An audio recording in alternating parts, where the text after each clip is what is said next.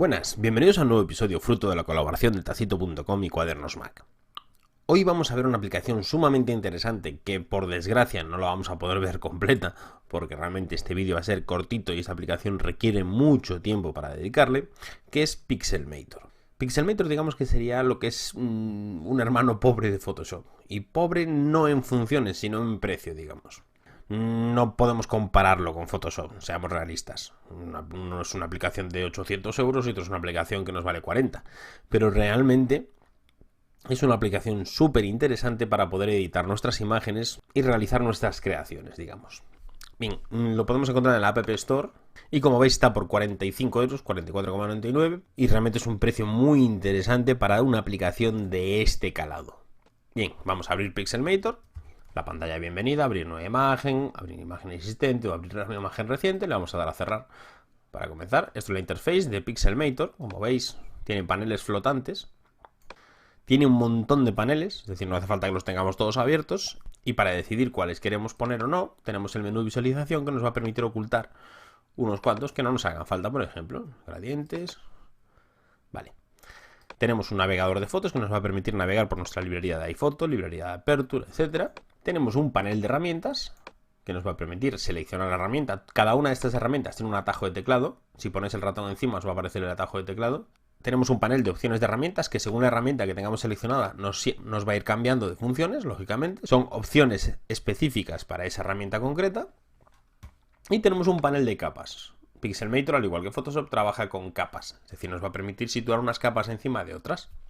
Bien, lo primero que vamos a hacer va a ser abrir una foto. Pues, por ejemplo, esta creo que va a estar bastante cascada. Hacemos doble clic en el panel, en esa propia foto, y ya se nos abre directamente. O bien la podríamos arrastrar. Si os fijáis, tenemos pues diversos efectos de fotos antiguas, digamos. No nos vamos a matar demasiado porque no tenemos tiempo. Pero una de las herramientas estrellas es el tampón de clonar. Ese tampón de clonar nos va a permitir eliminar estos defectos. Bueno, más que eliminarlos, disimular estos efectos. El tampón de clonar funciona de la siguiente manera. Nosotros pulsamos en una zona que nos interese. Imaginaos, queremos eliminar estos dos puntos negros. Pues lo que vamos a hacer con el tampón de clonar sería clonar esa imagen. Vamos a coger una imagen de un punto que nosotros seleccionemos y pegarlo ahí. Lógicamente tenéis una imagen cercana y no podemos, pues, por ejemplo, clonar de esta parte a esta porque se va a notar muchísimo. Entonces lo que podríamos hacer sería hacer clic. La primera vez solo hacemos clic. Y después haríamos clic sobre la zona que queremos clonar. Nuevamente, volvemos a hacerlo. Y si os fijáis, ese tampón de clonar se desplaza con el propio ratón. Con lo cual siempre nos va a ir clonando a la misma distancia de esa selección inicial. Una vez que lo tenemos hecho, si yo quiero volver a seleccionar ese punto de clonado, pulso la tecla Opción, la tecla Alt, y me vuelve a salir esta cruz y me permite seleccionar de nuevo un punto de clonado. Voy a seleccionar, por ejemplo, aquí. Y ahora hago clic en este punto, por ejemplo. Bien, como veis, queda muy disimulado. Alguien que sepa realmente, pues lógicamente va a saber cuándo es una imagen clonada, cuándo no. Pero bueno, realmente no queda del todo mal y podemos, en los momentos que queda un poco mal, que queda un poco defectuoso, podemos arreglarlo un poquito. Si hacemos clic con el botón derecho nos va a permitir definir el diámetro de ese pincel y la dureza de ese pincel, es decir, si los bordes van a ser más definidos o menos definidos. Yo no os recomiendo poner mucha dureza porque van a quedar los bordes muy definidos y no va a quedar creíble. Por ejemplo, vamos a seleccionar aquí y tapamos esa mancha. Bien, tenéis que tener en cuenta, lógicamente, de clonar siempre una parte de la imagen que tenga más o menos la misma tonalidad que la otra. Y si no, después tendríamos que modificarla. Otra herramienta importante son las herramientas de selección. Las herramientas de selección, por defecto, tenemos seleccionada la herramienta de selección rectangular. Y si os fijáis en las opciones de herramienta nos aparece el tipo, es decir, si queremos que sea cuadrada o rectangular o bien elíptica, y el modo. Modo único, es decir, modo de selección única, modo de suma de selecciones, modo de resta de selecciones y un modo de intersección de selecciones. Muy fácil. Vamos a ver, seleccionamos. Modo de selección única. Si yo vuelvo a hacer otra selección, se me elimina la primera. Modo de selección sumar. Yo ahora tengo esta selección hecha. Si yo hago otra vez clic, se me suma esa selección. Tengo estas dos selecciones hechas y puedo trabajar con ellas simultáneamente. Si le doy a la opción de restar, si yo ahora, por ejemplo, a esta selección le quiero eliminar un trozo, pues puedo eliminarle ese trozo, por ejemplo. Bien. Y herramienta de intersección si yo quiero, por ejemplo, seleccionar, imaginaos que solo quiero seleccionar esta parte de la cara. Entonces yo lo que puedo hacer una nueva selección y solo me va a seleccionar la parte de la cara porque es la que hace intersección entre los dos cuadrados que yo tengo seleccionados. Bien, así de sencillo. La herramienta mover nos va a permitir mover, en este caso, selecciones u objetos u capas. La herramienta lazo nos va a permitir hacer selecciones a nuestro modo, digamos. La herramienta recortar, una cosa de seleccionar, la herramienta recortar nos va a permitir, si os fijáis, recortar una imagen. Después nos va a permitir corregirla, lógicamente. Imaginaos que quiero recortar esta imagen. Y además, si os fijáis, tenemos la opción de limitar para definir una relación de aspecto. Es decir, imaginaos que quiero yo poner una imagen a 16:9 para que se vea en la televisión.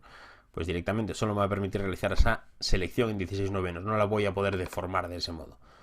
Me la va a ampliar, pero siempre a esos 16:9. Bien, después otra herramienta de selección, por ejemplo, es la herramienta varita mágica, que es muy importante, la utilizamos muy a menudo, que nos va a permitir seleccionar según tonalidades. Es decir, yo ahora, por ejemplo, tengo esta imagen, este logo de Pixelmator, y tengo un fondo blanco. Si yo quisiera sacarle ese fondo blanco, lo que tengo que hacer es seleccionar la herramienta varita mágica, hago clic en una zona blanca de la imagen. Si os fijáis, en el momento que yo hago clic, ya me marca una zona como sombreada, como que me está seleccionando esa zona. Si yo soltase, me marcaría esa zona. Voy a deseleccionarlo en Command D. Y sin embargo, si yo hago clic y arrastro un poquito, se me va mostrando un menú de tolerancia. Esa tolerancia me indica qué grado de tolerancia va a tener a la hora de seleccionar ese color. Cuanto mayor vaya a ser, mayor va a ser esa selección. Si nos pasamos, lo que va a hacer es seleccionar otras tonalidades. Entonces tenemos que buscar el punto, digamos que justo. No hace falta que seleccionen todo a la primera. Directamente podemos hacer esta selección y yo ahora, por ejemplo, si quisiera eliminar esa parte blanca, podría eliminarla con backspace. Y después, si os fijáis, me quedan zonas que serían pues un poquito más delicadas. Pues esas zonas, pues hacerlas un poquito más despacito y poder ir eliminándolas poquito a poco. Después la última opción que vamos a ver es el trabajo con capas. Si os fijáis, en este caso tenemos dos capas, una capa sin título, que es el fondo, y otra capa que son estos tres Reyes Magos. Pues yo con esta capa puedo jugar, es decir, puedo mover esa capa solo. Una vez que la tengo seleccionada y tengo la herramienta mover, puedo mover solo esa capa y puedo aplicar efectos y filtros solo a esa capa. Por ejemplo, filtro de difuminado, por ejemplo, difuminado gaussiano. Le doy el grado que quiero y directamente los difumino solo esa parte de la imagen, solo esa capa de la imagen. Yo podría seguir trabajando solo con ella de ese modo. Digamos, tengo ese efecto aplicado sin ningún tipo de problema. Yo puedo duplicar capas, si le hago botón derecho, por ejemplo, duplicar, y tengo esas dos capas. O bien con la herramienta mover, si yo pulso la tecla opción, si os fijáis, se me duplica esa flecha y me dice que está creando un duplicado. Entonces sencillamente sería hacer clic y arrastrar y ya me crearía ese duplicado. Cada una de esas capas puede tener pues diversos efectos, diversos filtros, etcétera. Como por ejemplo definir la opacidad en una de esas capas y así de ese modo poder trabajar libremente con cada una de esas capas. Lo dicho, Pixelmator, a pesar de no ser un Photoshop, es una herramienta muy interesante y muy potente que nos va a permitir hacer un trabajo, digamos que semi-profesional. En muchísimas ocasiones no necesitamos ni un 5% de lo que nos ofrece Photoshop. Sin embargo, sí podemos sacarle bastante partido a Pixelmator. Así que bueno, como siempre, espero que os haya gustado y sobre todo que os sea útil. Un saludo y hasta luego.